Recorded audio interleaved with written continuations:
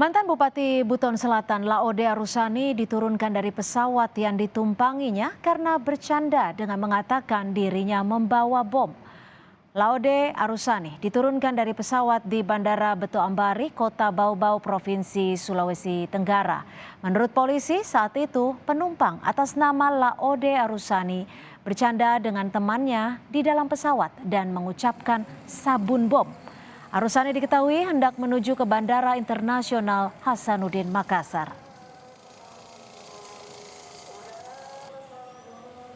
Nah, ketika pramugari maskapai pesawat Wing mengarahkan Bapak Arusani untuk menaruh tasnya di tempat yang sudah disediakan, Bapak Arusani menyampaikan bahwa tas ini aman, ya, hanya isinya sabun bom. Maka sebab itu, atas instruksi langsung dari pramugari, penumpang atas nama Laode Arusani diturunkan dari pesawat. Langsung saya perintahkan Kapolsek Muhum setelah melaporkan kejadian tersebut, saya perintahkan untuk mengamankan